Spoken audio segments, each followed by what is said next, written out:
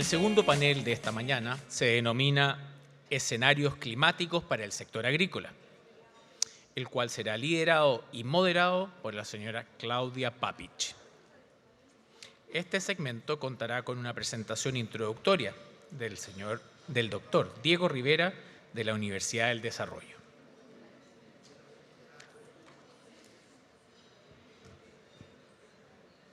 Al panel luego se integrarán el señor José Miguel Fernández, presidente del Fondo Inversión Sembrador, Carolina Cruz, vicepresidente de la Sociedad Nacional de Agricultura, y la señora María Emilia Undurraga, decana de la Facultad de Ciencias de la Naturaleza de la Universidad San Sebastián y es exministra de Agricultura.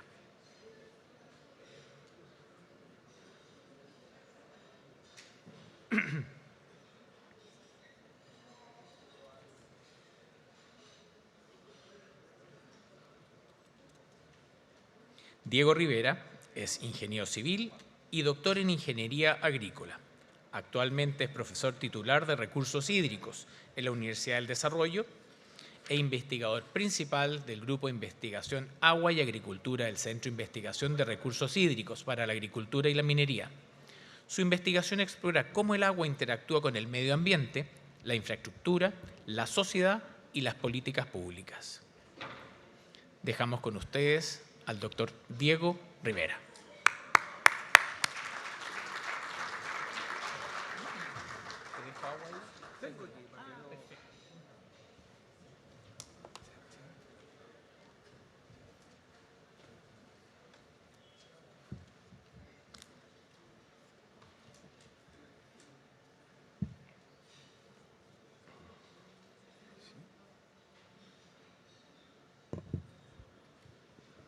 Muy buenas tardes a todos. Es para mí un verdadero honor y privilegio estar acá por tres razones que son bien fundamentales. Lo primero es una larga relación que tengo con la agricultura, aun cuando mi formación en ingeniería civil, tanto mi familia como mis intenciones son trabajar en la agricultura. Lo segundo es no solamente un honor, sino que es un desafío y es hablar sobre algo en lo que ustedes mismos son expertos. Por lo tanto, mi intención aquí es guiar una especie de discusión respecto a los escenarios climáticos, más que tratar de entregar cosas que ustedes conocen de verdad mucho mejor que yo. Y lo tercero es agradecer a Jensen Group por la muy agradable invitación de estar por acá. Así es que mi presentación está estructurada en dos partes. En una primera parte quiero colocar un poco de contexto respecto de lo que se tratan los escenarios de clima y cuáles son las condiciones en las cuales vamos a estar discutiendo sobre los futuros escenarios. Y una segunda parte que tiene que ver específicamente con lo que desde la academia y desde la propia experiencia vemos que son los factores que podrían ayudar a llevar esta transición a estos nuevos escenarios de clima dentro de la zona central en el corto, en el mediano y en el largo plazo. Luego vamos a terminar con algunas mapas o algunas predicciones o pronósticos que aparecen bien interesantes de analizar desde el punto de vista del manejo. Ahí está la presentación, ¿no es cierto?, el título, pero también esto podría ser la charla más corta del mundo porque ahí está el mensaje principal. Y el mensaje principal es que estamos en una condición de un clima incierto y cambiante y frente a estas nuevas condiciones lo que requerimos es trabajar en una triada que ha sido un poco descuidada, que es los datos, la infraestructura y los modelos. En los dos primeros hemos mejorado bastante y hay muchos instrumentos que nos favorecen para poder mejorar esta condición de adaptación a las condiciones de cambio climático y hay algunas en las cuales estamos un poco más débiles, que son principalmente el desarrollo de modelos predictivos y también los aspectos de transferencia tecnológica. Y un segundo mensaje clave tiene que ver con el uso de lo que se llama la inteligencia colectiva, que no es nada más que lo que estamos haciendo en el café. Conversar sobre nuestras propias experiencias, conversar sobre nuestra propia situación y cuáles son las estrategias que hemos estado siguiendo, de tal manera que el otro sea capaz de imitar las cosas buenas, pero también corregir lo que no ha resultado bastante bien. Si eso lo podemos poner, ¿no es cierto?, de una forma mucho más metódica y mucho más estructurada, la verdad es que la experiencia de cada uno y la experiencia de cada agricultor, de cada jefe de huerto, de cada gerente de producción, de cada miembro de los consejos directivos de las empresas, esa experiencia siempre, colectivamente, va a ser mucho mejor que toda la investigación que se provea dentro de las universidades y va a ser un insumo necesario para llevar las políticas públicas a los elementos clave de operación.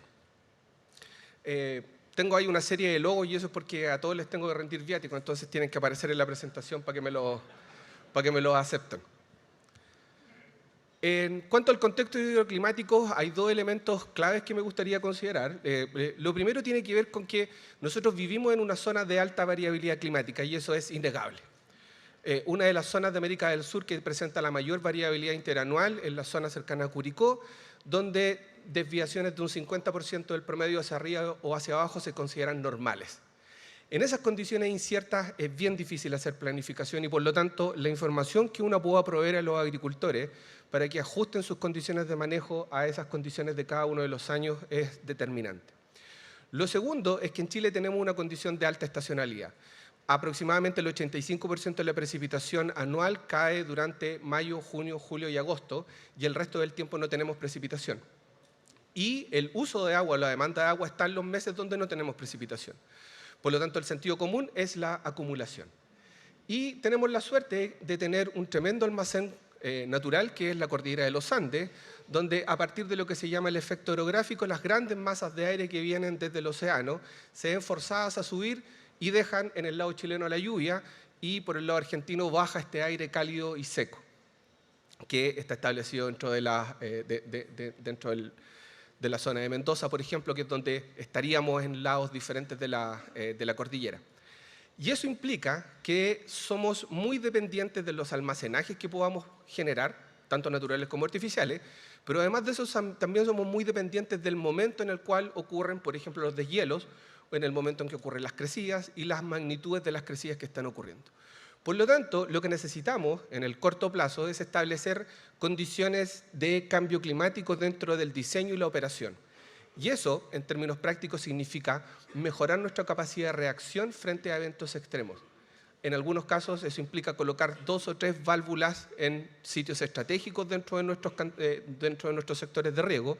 En otros casos implica invertir en infraestructura de almacenamiento de regulación corta. En otros casos implica inversiones un poco más importantes en términos de recolección de datos, por ejemplo.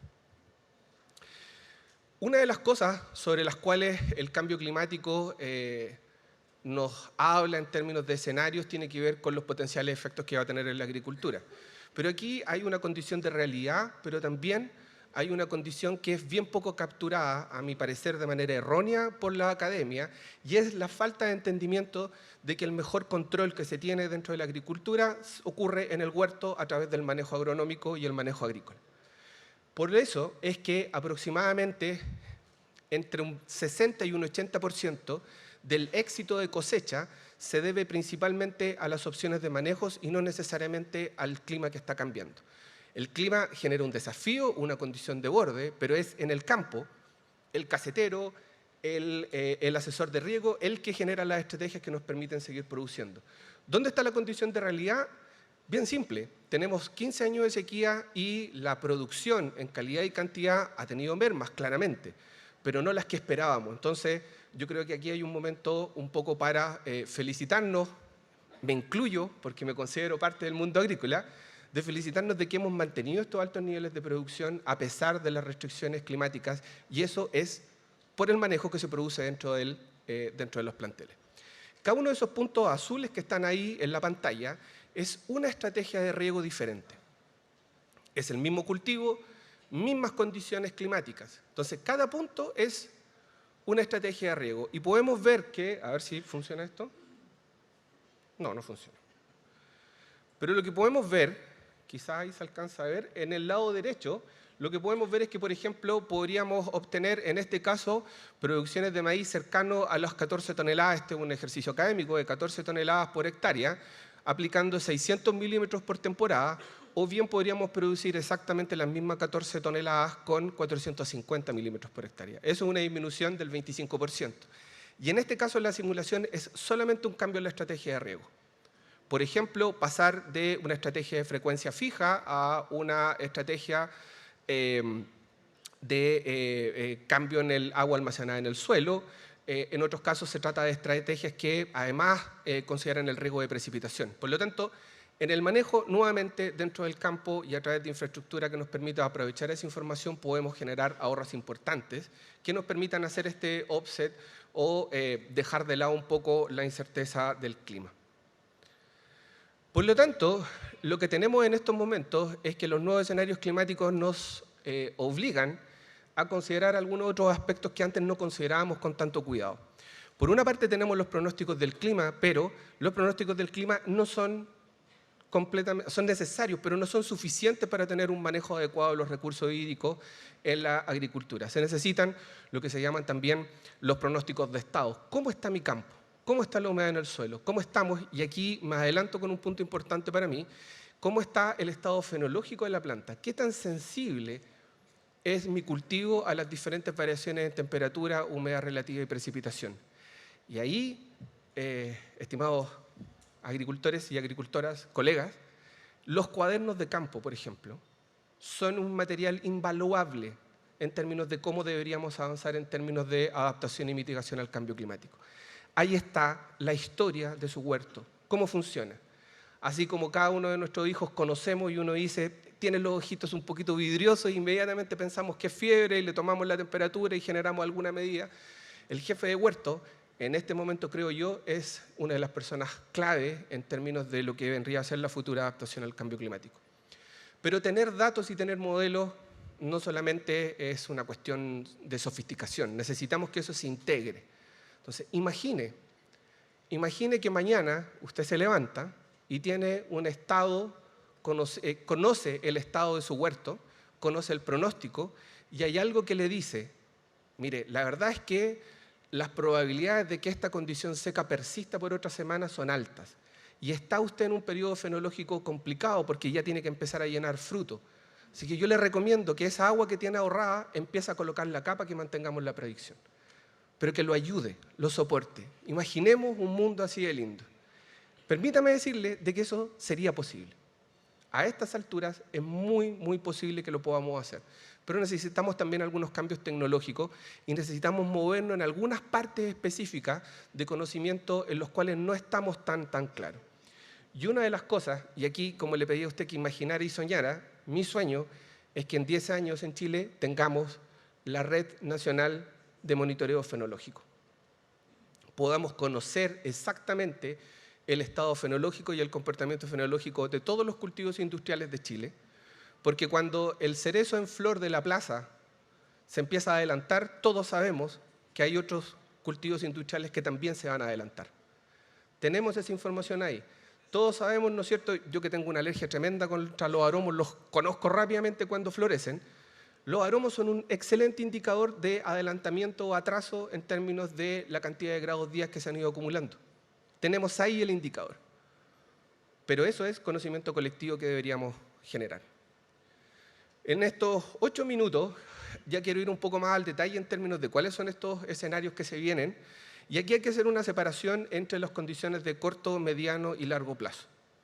En el corto plazo, la presencia del fenómeno del Niño dentro del océano va a generar algún tipo de cambios, pero ahí hay que hacer una diferencia, hay que hacer dos diferencias en específico.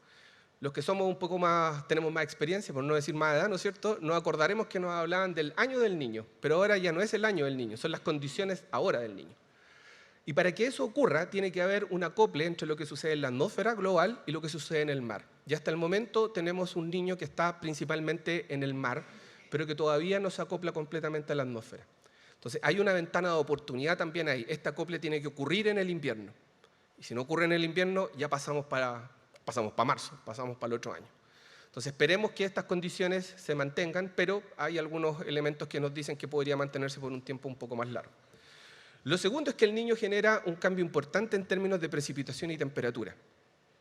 Y nuevamente, yo creo que de manera errada en algunos casos desde la academia, hemos tratado de enfrentar los desafíos del cambio climático en la agricultura desde la precipitación o desde la temperatura.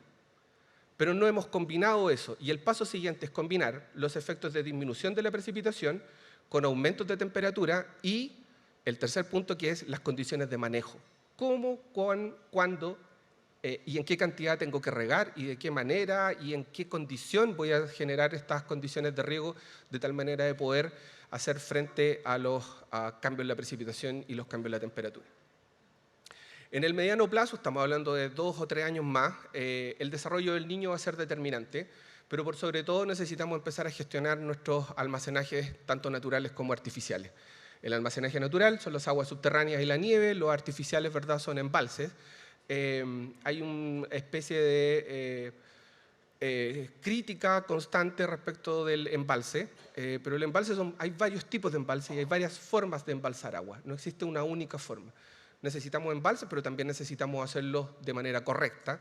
Y eso en general, por ejemplo, imaginemos que tenemos un sistema de embalses que trabajen casi a demanda, que corran por el Piedmont de la cordillera de los Andes y donde aprovechemos la gravedad para entregar el agua ya presurizada en cada uno de esos puntos.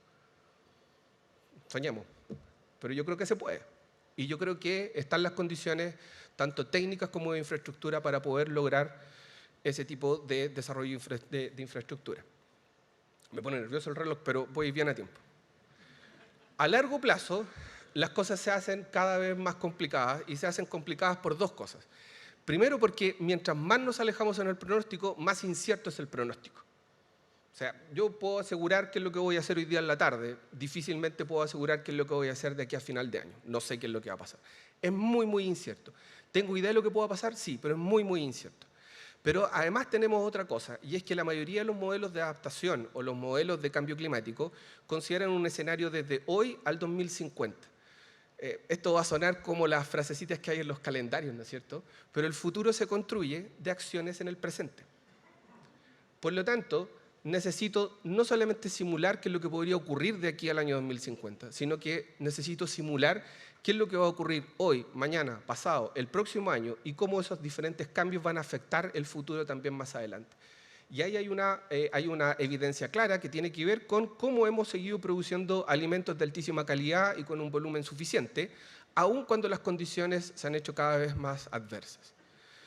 Y por último, para mí que trabajo en modelos numéricos, mi hijo más grande siempre me dice: papá, tú no trabajáis, estás todo el día frente al computador nomás haciendo monito. Tiene cierta razón, pero para los que trabajamos en modelos, una de las cosas más importantes es que existe una realidad allá afuera que tenemos que considerar. Y quiero hablar de dos realidades. Primero, la apertura de oficinas de riego y de empresas que proveen equipos de riego en el sur de Chile. ¿Cuántos de nosotros nos imaginábamos tener ese tipo de oficinas en Puerto Montt 30 años atrás? Nadie. Este verano, mientras andaba de vacaciones cerca de Puerto Montt, paré el auto y me puse a sacarle fotos a un sistema de riego móvil a una pradera.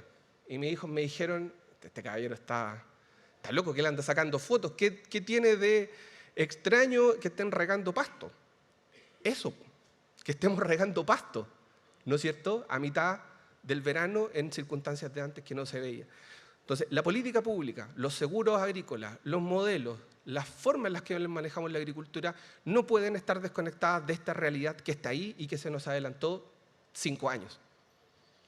Por lo tanto, son ustedes los que están leyendo mucho mejor el futuro que muchos de los que creemos que somos capaces de leer el futuro.